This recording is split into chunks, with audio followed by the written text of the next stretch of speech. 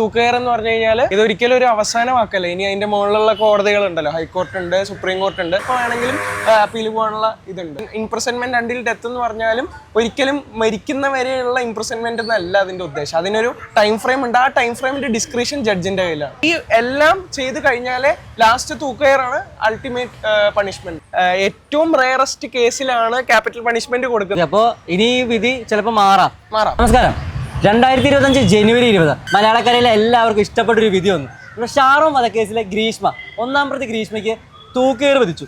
അപ്പോൾ എല്ലാവരും ഹാപ്പിയാണ്, കേരളം ഒട്ടാകെ അത് ആഘോഷിച്ചു. പക്ഷെ നമുക്ക് അതിൻ്റെ അകത്ത് അറിയേണ്ടത് ഇനിയുള്ള കാര്യങ്ങളാണ്. കാരണം തൂക്കുകയർ വിധിക്കുക എന്ന് പറയുന്നത് ഒന്നിൻ്റെ ഒരു അവസാന വാക്കല്ലല്ലോ. ഇത് ജനങ്ങൾക്ക് ഒരുപാട് സംശയങ്ങളുണ്ട്, നിയമവശത്തായാലും അല്ലാതെയായാലും. ഈ സംശയങ്ങളൊക്കെ നമ്മൾ ചോദിച്ചറിയാൻ വേണ്ടി വന്നായിരുന്നു എറണാകുളം ലോ കോളേജിലെ വിദ്യാർത്ഥികളുടെ അടുത്താണ്. നിയമം അത്യാവശ്യം പഠിക്കുന്ന, നിയമം കൈകാര്യം ചെയ്യുന്ന നിയമ വിദ്യാർത്ഥികളിൽ നിന്ന് തന്നെ ഇതിന്റെ സംശയങ്ങൾ തിരിച്ചറിയാം. അപ്പൊ ഇതിനുവേണ്ടി നമുക്ക് പ്രമിത് അല്ലേ? പ്രമിത്, നമസ്കാരം. പ്രമിത് ഏത് ഇയർ ആണ് പഠിക്കുന്നത്? ഞാൻ ലോ കോളേജിൽ സെക്കൻഡ് ഇയർ ലോ സ്റ്റുഡന്റ് ആണ്. അപ്പൊ ഈ ഗ്രീഷ്മ ഇഷ്യൂ ഫോളോ അപ്പ് ചെയ്തിരുന്നു. ഈ ഷാറൂൺ വധക്കേസില് തൂക്കുകയറാണ് വിധിച്ചിരിക്കുന്നത്. ഏകദേശം 1 വർഷത്തോളമുള്ള നീണ്ട വാദങ്ങൾക്ക് ശേഷമാണ് ഇത് ചെയ്തിരിക്കുന്നത്. ഈ തൂക്കുകയർ വിധിച്ച ഈ ഒരു വിധി ഈ കേസിന്റെ അവസാന വാക്കാണോ? അല്ല, ഇത് ഒരിക്കലും അവസാന വാക്കല്ല. കാരണം ഇത് വിധിച്ചിരിക്കുന്നത് തിരുവനന്തപുരത്തെ ഒരു കോടതിയാണ്. അതെ, നെയ്യാറ്റിൻകര കോടതിയാണ്. സോ ഇതൊരിക്കലും ഒരു അവസാന വാക്കല്ല. ഇനി അതിന്റെ മുകളിലുള്ള കോടതികളുണ്ടല്ലോ, ഹൈക്കോർട്ട് ഉണ്ട്, സുപ്രീം കോർട്ട് ഉണ്ട്. സോ ഒരു ജയിൽ സെന്റൻസ് അല്ലെങ്കിൽ ഒരു ക്യാപിറ്റൽ പണിഷ്മെന്റ് എന്ന് പറഞ്ഞു കഴിഞ്ഞാൽ, തൂക്കുകയർ എന്ന് പറഞ്ഞു കഴിഞ്ഞാൽ ആദ്യം വിളിക്കുന്നത് അവർ തന്നെ ആയിരിക്കും. ലൈക്ക് താഴത്തുനിന്ന് തന്നെ വിളിക്കാൻ പറ്റും. പക്ഷെ അതിന് നമുക്ക് ഹൈക്കോർട്ടിൽ അപ്പീൽ പോവാം. ഇനി ഹൈക്കോർട്ടും ക്യാപിറ്റൽ പണിഷ്മെന്റ് ആണ് കൊടുക്കുന്നതെന്നുണ്ടെങ്കിൽ സുപ്രീം കോടതിയിൽ പോവാം. സുപ്രീം കോർട്ടും കൊടുത്തു കഴിഞ്ഞാൽ വേറൊരു സംഭവം കൂടി ഉണ്ട്. പ്രസിഡന്റിന് ഇംപീച്ച്മെന്റ്, നമുക്ക് പ്രസിഡന്റിന് മാറ്റാനുള്ള ഒരു പവർ ഉണ്ട്. അതായത് നമ്മുടെ മലയാളികൾ ചോദിച്ചൊരു ചോദ്യം, എന്ന് തൂക്കിക്കൊല്ലും ഗ്രീഷ്മ എന്നാണ്. അപ്പോൾ ഇപ്പൊ തന്നെ ഒരുപാട് പേര്, ഇന്ത്യയിലെ പല പല ജയിലുകളിലെ ഏകദേശം 26ഓളം പേര് തൂക്കുകയറിന്റെ വിധി കാത്തു കിടപ്പുണ്ട്. പക്ഷെ ഇതുവരെ അവര് തൂക്കി കൊന്നിട്ടില്ല. സോ എന്തുകൊണ്ടാണ് ഇത്രയും സമയം ജയിലിൽ കടത്തിയതിനു ശേഷം തൂക്കുകയറിലേക്ക് കൊണ്ടുപോകുന്നത്? അത് ലൈക്ക് ഒരു തീയതി ആദ്യം തന്നെ ഇപ്പൊ വിധിക്കണ സമയത്ത് പറയില്ല. അതിന് കുറെ ഇതുണ്ട്. അതായത് ആദ്യം ഇത് വിളിച്ചിട്ട് ഹൈക്കോർട്ടിൽ അപ്പീൽ പോകാൻ ഇത്ര ടൈം ഫ്രെയിം എന്ന് പറയുന്ന ഒരു സംഭവമുണ്ട്. അത് കഴിഞ്ഞിട്ട് എല്ലാം കഴിഞ്ഞിട്ട് ഒരു ടൈം ഫ്രെയിം കൊടുക്കും. അതായത് തൂക്കുകയർ മാത്രമല്ല വിധിച്ചിരിക്കുന്നത്, അതിന്റെ പിന്നാലെ 10 വർഷത്തെ ഇംപ്രിസൺമെന്റ് ഉണ്ട്. അതും കൂടാണ്ട് തന്നെ ഇത്ര ഫൈന് കൊടുത്തിട്ടുണ്ട്. സോ ഈ എല്ലാം ചെയ്ത് കഴിഞ്ഞാലേ ലാസ്റ്റ് തൂക്കുകയറാണ് അൾട്ടിമേറ്റ് പണിഷ്മെന്റ്. ഓക്കെ, ഈ ഫൈൻ കൊടുത്തു എന്ന് പറഞ്ഞാൽ ഏകദേശം 10 ലക്ഷം രൂപയുടെ ഫൈനാണ് കൊടുത്തിരിക്കുന്നത്. അത് തട്ടിക്കൊണ്ടുപോകൽ എന്ന് പറഞ്ഞൊരു കേസിലാണ് കൊടുത്തിരിക്കുന്നത്. അപ്പൊ ഗ്രീഷ്മയുടെ ഈ ഒരു ഇതില് കാരണം എല്ലാവരും കൃത്യമായി സ്റ്റോറി ഫോളോ അപ്പ് ചെയ്ത് വന്നതാണ്. ഗ്രീഷ്മ വീട്ടിലേക്ക് വിളിച്ചു വരുത്തി കഷായം കൊടുത്തു, അല്ല ജ്യൂസ് കൊടുത്തു എന്നാണ് കേസ്. അപ്പൊ ഈ ഒരു കേസിൽ ഈ തട്ടിക്കൊണ്ടുപോയി എന്ന് പറയുന്ന വാദം എങ്ങനെയാണ് വരുന്നത്? അതായത് ഇവര് തമ്മിൽ ഇഷ്ടത്തിലായിരുന്നു. പക്ഷെ ഗ്രീഷ്മയ്ക്ക് വേറൊരു വ്യക്തിയായിട്ട് കല്യാണം ഉറപ്പിച്ചിട്ടുണ്ടായിരുന്നു. ആ ഉറപ്പിച്ച സമയത്ത് ഗ്രീഷ്മ ഇദ്ദേഹത്തോട് പറഞ്ഞു, എനിക്ക് വേറെ കല്യാണം ഉറപ്പിച്ചിട്ടുണ്ട്. പക്ഷെ ഇദ്ദേഹത്തിന് ഗ്രീഷ്മയെ ഭയങ്കര ഇഷ്ടമായതുകൊണ്ട് അത് സ്വീകരിക്കാൻ തയ്യാറായിരുന്നില്ല. അപ്പോ വീട്ടിലേക്ക് കൊണ്ടുപോയി വീട്ടിൽ വെച്ച് ആയുർവേദ കഷായം കൊടുത്തു. ആ കഷായത്തിൽ വിഷമുണ്ടായിരുന്നു. എന്നിട്ട് ശേഷം 11 ദിവസം ഷാരോൺ ഹോസ്പിറ്റലിലായിരുന്നു.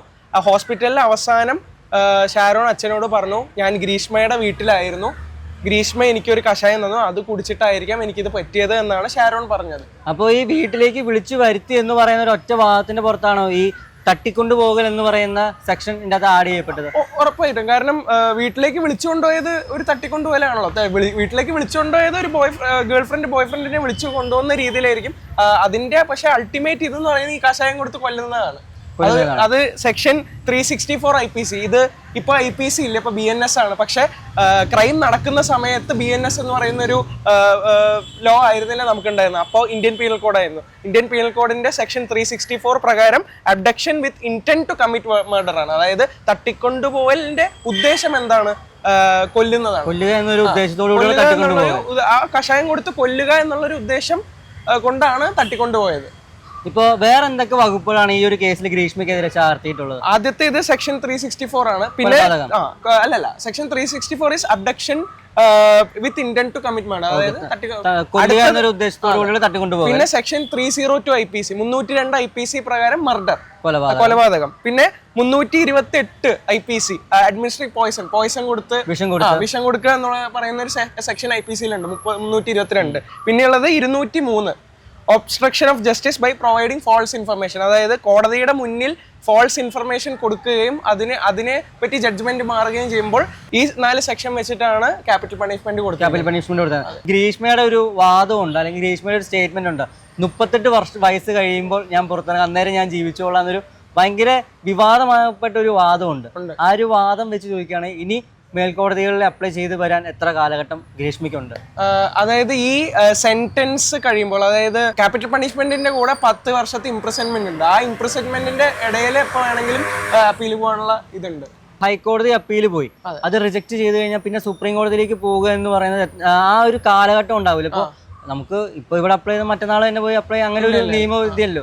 ആ ഒരു കാലഘട്ടം അങ്ങനെ വെച്ച് നോക്കുവാണെങ്കിൽ ഇപ്പോൾ ഏറ്റവും അവസാനത്തെ വിധി വരേണ്ട പ്രസിഡന്റിന്റെ ദയാഹർജിയാണ്. ദയാഹർജി എത്ര 3 തവണയോളം അപേക്ഷിക്കാം. അപ്പൊ ഈ ദയാഹർജി 3 തവണ വരെ അപേക്ഷിച്ച് എത്താനുള്ള കാലപരിധി എത്രയായിരിക്കും? അതാണ് ഈ ഒരു 10 വർഷത്തെ ഇംപ്രിസൺമെന്റ് അതിനാണ് കൊടുത്തേക്കുന്നത്. ലൈക്ക് ഇനി വേണമെങ്കിൽ അപ്പീൽ പോകണമെങ്കിൽ അതുകൊണ്ടാണ് 10 ഇയേഴ്സ് ഇംപ്രിസൺമെന്റും പിന്നെ 10 ലക്ഷത്തിന്റെ ഫൈനും കൊടുത്തേക്കുന്നത്. ഈ 10 ലക്ഷം രൂപ അടച്ചില്ല എന്നുണ്ടെങ്കിൽ, ആ 10 ലക്ഷം രൂപ അടച്ചില്ലെങ്കിൽ ഇംപ്രിസൺമെന്റിന്റെ കാലാവധി കൂട്ടും. ജനങ്ങളോട് ചോദിച്ചറിഞ്ഞപ്പോൾ ജനങ്ങൾക്ക് ഏറ്റവും ഇഷ്ടം ഉണ്ടായിരുന്നത് ഒന്നിലെ തൂക്കിക്കൊല്ലുക, ഇല്ലെങ്കിൽ ജീവിത അവസാനം വരെ ജയിലിലിടുക എന്നൊരു പണിഷ്മെന്റ് ആണ്. അപ്പൊ ഈ ജീവിത അവസാനം വരെ ജയിലിടുക എന്ന് പറയുന്ന ഒരു പണിഷ്മെന്റ്, ഇംപ്രിസ്മെന്റ് പോസിബിൾ ആണോ ഇന്ത്യയിൽ?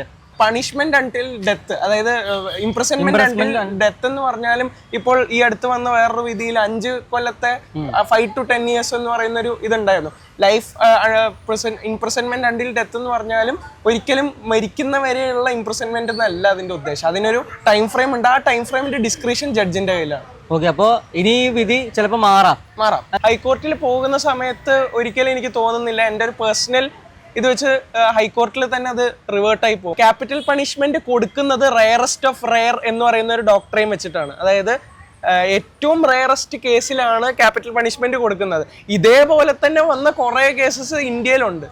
അതായത് കേരളത്തിൽ മാത്രമല്ല, ഇന്ത്യയിൽ പല ഭാഗത്തെടുത്ത്, രാജസ്ഥാനിലെടുത്ത് പോയി കഴിഞ്ഞാൽ പോയിസൺ കൊടുത്ത് മരിച്ച ആൾക്കാരുണ്ട്, ഗുജറാത്തിലുണ്ട്, ഉത്തർപ്രദേശിലുണ്ട്. എൻ്റെ ഒരു പേഴ്സണൽ ഇത് വെച്ചിട്ട് എന്താ പറയാ, ഒരു കേരളത്തിലെ കോടതികൾക്ക് അല്ലെങ്കിൽ കേരളത്തിലെ ലോക്കൽ കോർട്സിന് ഒരു ഹൈപ്പ് കയറ്റുന്ന രീതിയിൽ ഒരു സംഭവമാണ്.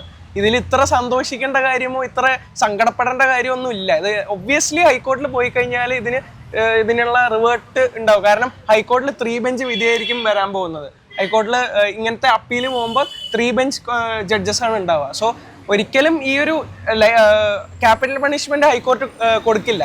അത് റിവേർട്ട് ആവാൻ തന്നെയാണ് ചാൻസ് ഉള്ളത്. തൂക്കുകയർ വിധിച്ച പ്രതിക്ക് നീതി ലഭിക്കാൻ, അല്ലെങ്കിൽ ശിക്ഷയിൽ ഇളവ് കിട്ടാൻ വേണ്ടി ഇത്രയും മേൽക്കോടതികളുണ്ട്, അല്ലെങ്കിൽ ഓപ്ഷൻസ് ഉണ്ട്. ഇപ്പോൾ ഹൈക്കോടതിയിൽ പോയി ഈ തൂക്കുകയർ മാറ്റുകയാണ്, തൂക്കുകയർ വേണ്ട, ലൈഫ് ഇംപ്രിസ്മെന്റ് മാത്രം മതി എന്ന് പറയുകയാണെങ്കിൽ നീതി നിഷേധിക്കപ്പെട്ടൊരു വിഭാഗമുണ്ട്, ഷാരോണിന്റെ കുടുംബവും. അപ്പോൾ അവർക്ക് ഇതിനെതിരെ വീണ്ടും അപ്പീൽ പോകാൻ പറ്റുമോ?